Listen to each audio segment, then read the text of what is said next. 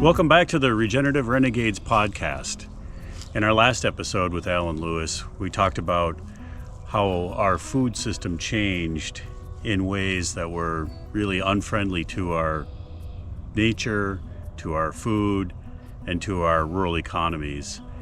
And we're going to continue to go down that path with Alan Lewis in this segment and really try to see what went wrong with our food system, but then what do we need to do about it? Where's the solution? And as I stand here with the homestead that I grew up on, that my dad bought in the 1950s, I know what food used to be like.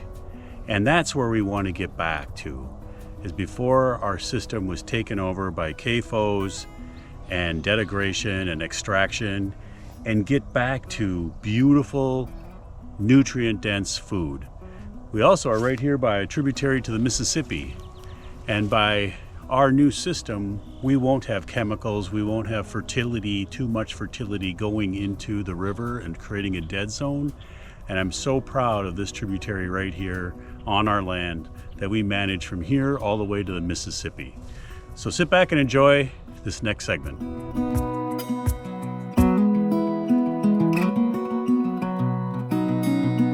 There is an event every year, and it's one of many, but this is called the Rural Grocery Summit, the National Rural Grocery Summit. It's sponsored by K-State, kind of moves around the country every 2 years. But all across our country, these abandoned rural communities like Ottumwa and Harlan and Yuma or whatever, they're getting together and deciding that they will rebuild their own economy and their social contract. And what this comes down to is we're going to have a grocery store that we own and operate. We're going to have a small dairy. We're going to get a packing plant of some kind put in here.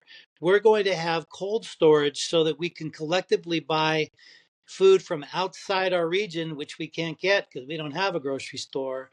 And then it's here for us when we need it.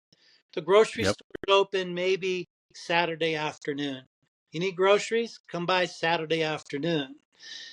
This, I'm gonna park a term with you. The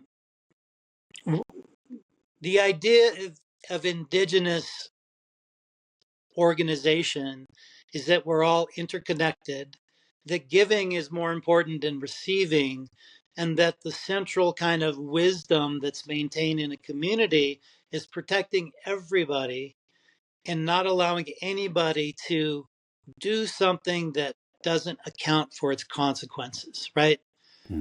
Now, there's a million people who would freak out with my definition of indigeneity, but for this concept, that's enough. But when you imagine indigenous, you imagine someone wearing feathers and a loincloth running around in the Jaguar tribe in Panama, right? Well, maybe not right. Or you imagine a Native American in their teepees 200 years ago.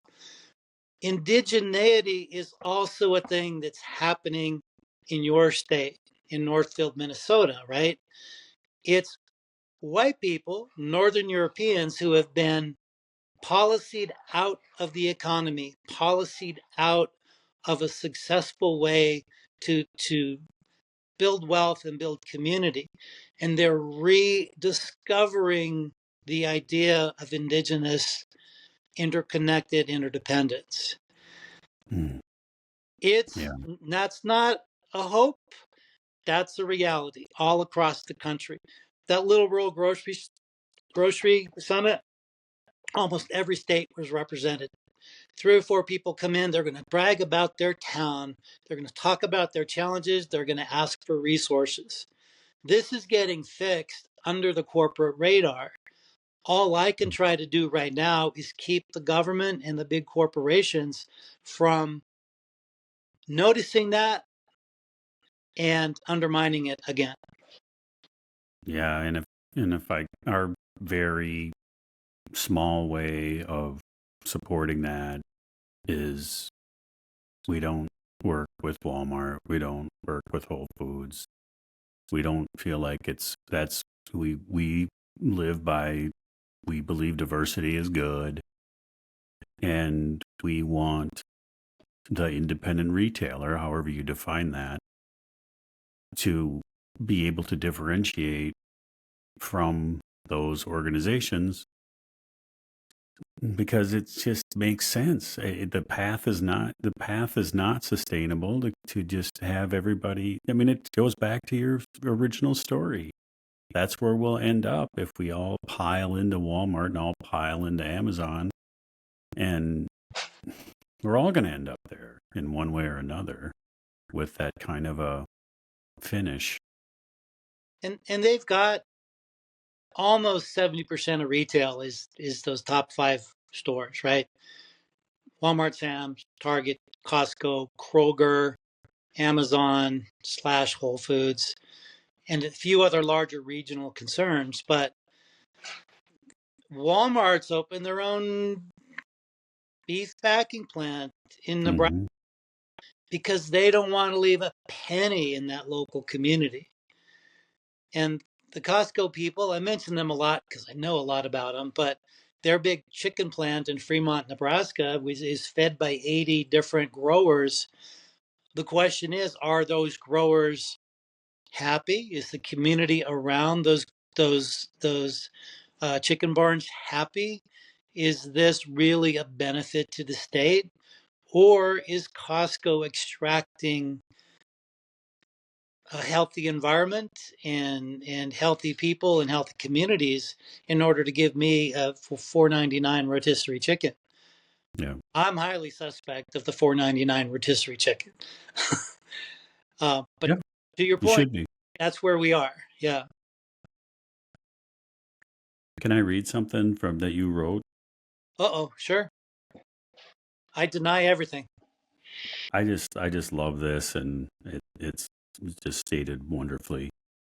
I believe we are, quote, I believe we are passing through a historical moment in time where the vision of community agroecology ascends in the face of the descent of corporate industrial production. We won't see the resolution in our lifetimes. We won't be remembered for Jack.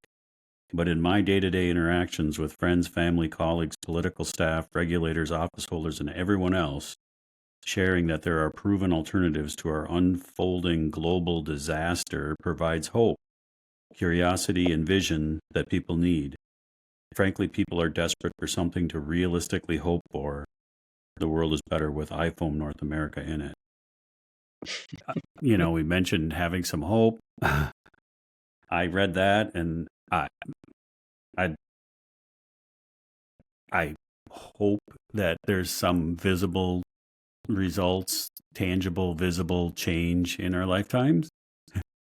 The progress is slow, but I'd like to ask you to expound on what Yeah, a what. couple of things. I'm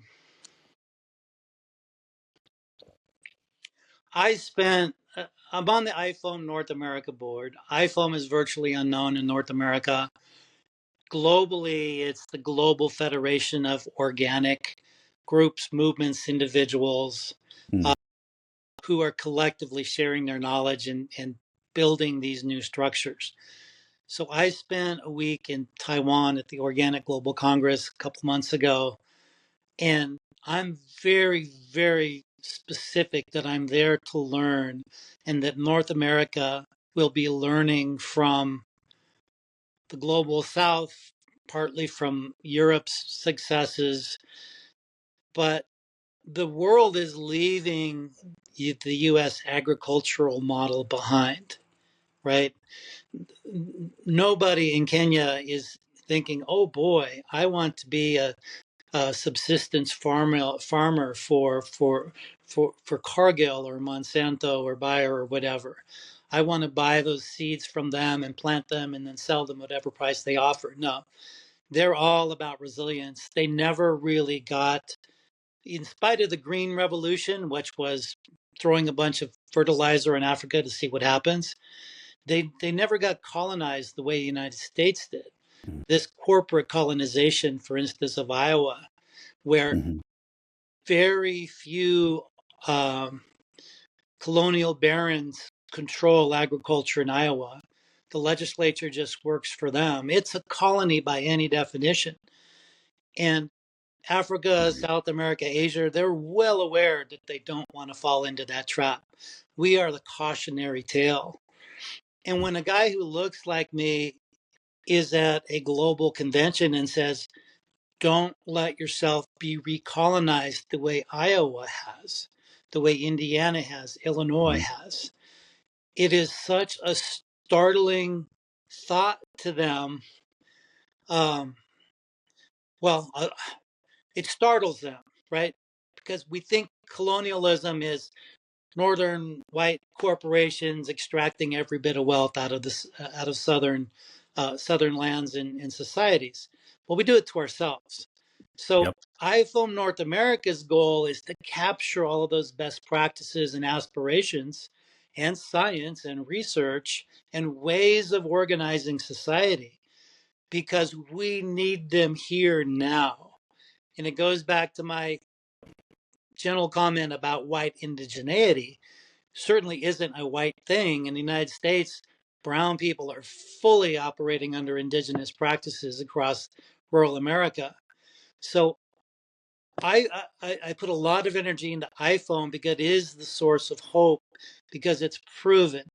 Organic agriculture is feeding 80+% of the planet right now. So the tech bros that want to tell me that organic can't feed anyone and the organic's going to ruin the climate, I have just no patience for them. So Oh, and if I could just take our yeah, microcosm, because I sure. just get so motivated by that comment when anything related to big ag says, "Oh yeah, Matt," as they giggle like that.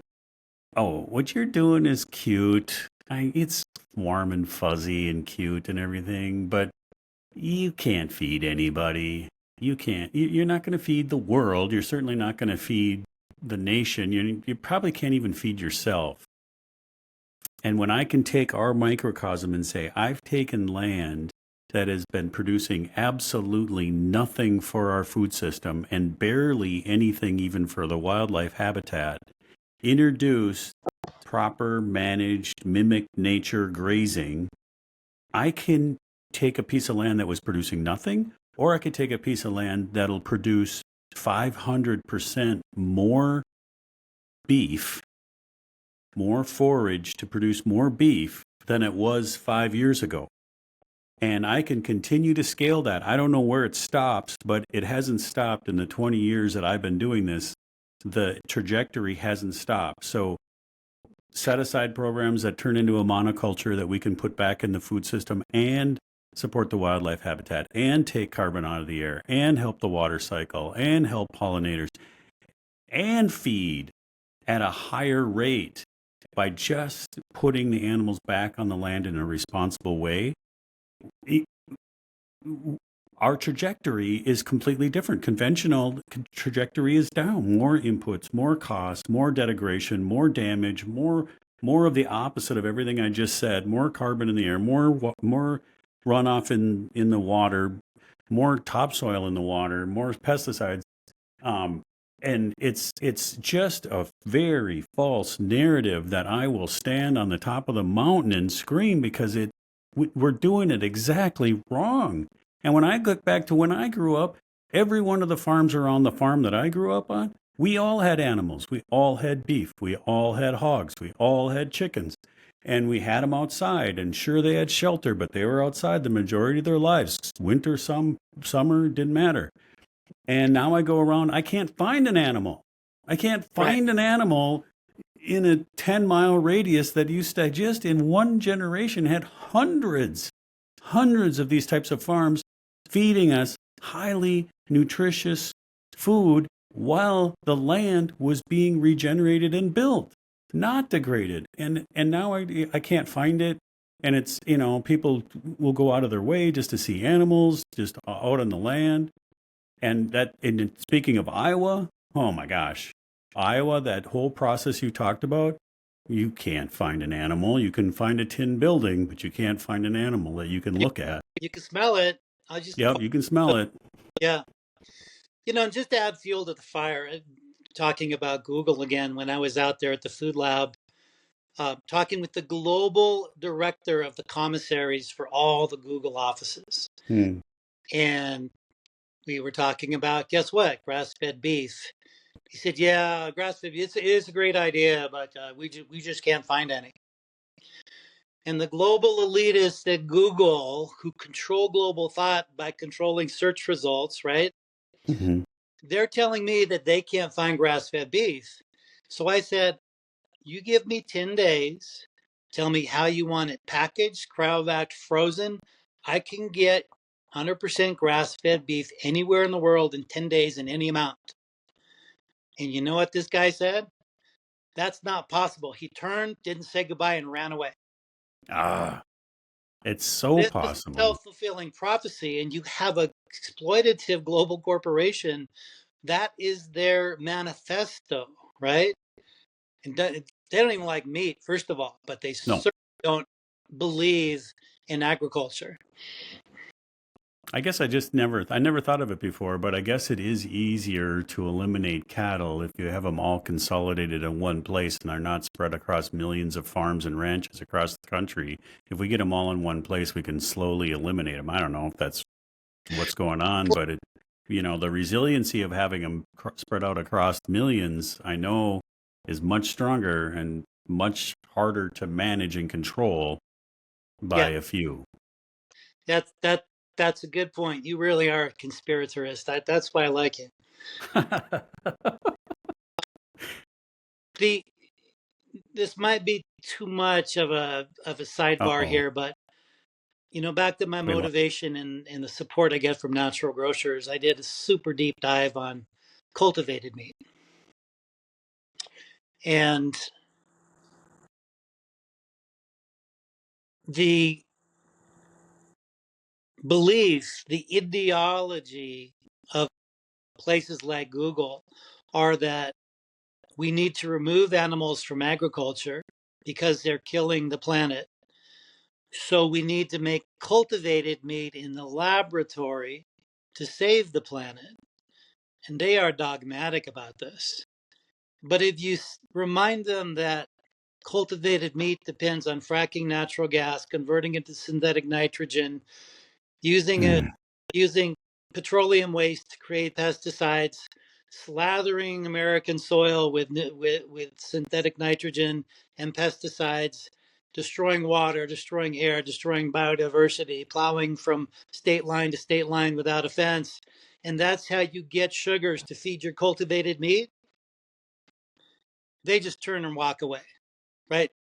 Because they're not thinking this through. It's No, ideology, dogma. It's not science and common sense and facts and logic. no. So, yeah, you're not welcome here, Alan. We don't like facts. We don't want to be. Yeah, I oh my gosh, I just can't imagine being so committed to something that you can't just say focused on what's the end solution we're shooting for and being open to options on getting there. Right. It's like, okay, you can pursue this. All right, if that's the folly you want, okay, pursue lab grown meat or whatever, eating crickets or whatever you want to do. Fine, I'm not going to say you can't do that. But let's also be open to other options. But Like but there's more than one solution. it within the cone of trust with you and your listeners, remember how racist this whole approach is. I guarantee you, if white elites were undertaking regenerative indigenous agriculture anywhere in the world, we'd be chasing it because it's so cool and it's the future. And look, look, look, look, look. We're not recognizing the solution that exists before our eyes because we dismiss poor brown people all over the world that are doing this, They right? are doing it. Bill Yes. Gates is the poster child for global racism. So there, I've said it. Hope I Yeah. don't get in trouble. Send people my way. We'll have a talk about it. But the amount of courage, wisdom, integrity, multi generational knowledge that exists on the planet in all these human communities, it is laughable that the United States isn't desperately looking for solutions outside of its borders. Of course, within its borders, there are groups that are, a lot of groups that are. but they're afraid to be noticed too because they don't want to be disrupted. Yeah. Well, it's just that whole knowledge base. Again, I just go back to my frame of reference. My dad's going to be 90 next year. He taught me basically everything I know about small scale farming, whatever species, and how to do it in a responsible, stewarding way that leaves it better than you found it. He was great at that. He didn't make any money. He had to work in a factory to pay for the farm to lose money. Yeah. But he left the land in better shape than when he found it.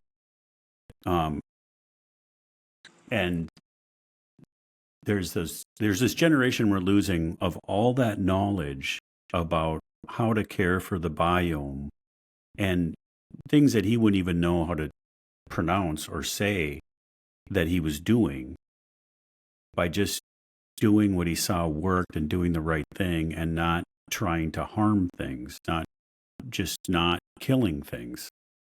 And so there's a lot of knowledge that goes into that. It's like you can kind of articulate it, but the little detail of when to plant or what crop to grow with the next crop or how to rotate or density of planting or grazing and times of seasons that you become acclimated to by being on the land for 100 years. And for us, it's only 100 years, like it isn't 500, 1,000, 2,000, and all that accumulated knowledge is just being cut off as people in our generation and their parents leave to go find another occupation, and all that knowledge disappears. And somehow, if we can grasp onto any tidbits, and I guess that's what conferences and books and stories all try to do, is to hang on to that knowledge base.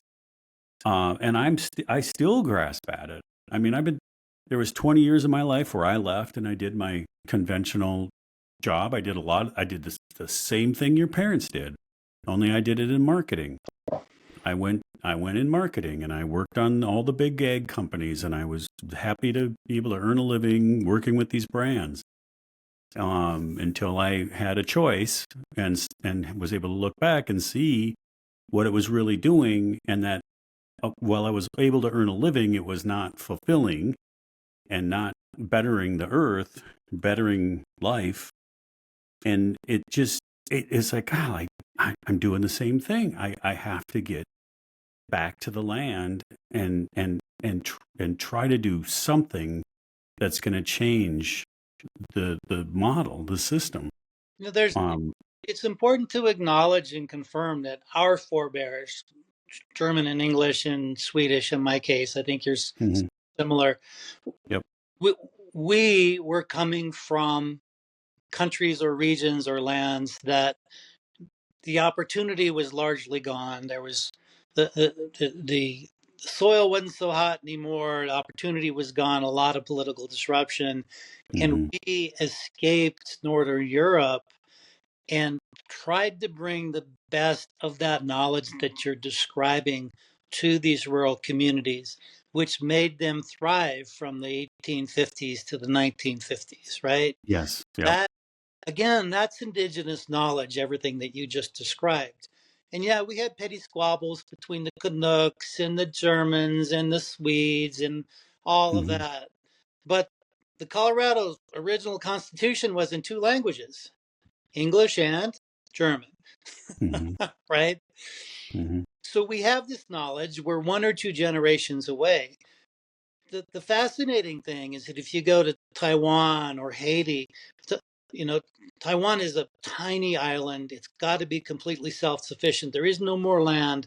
You ruin it, it's ruined, right?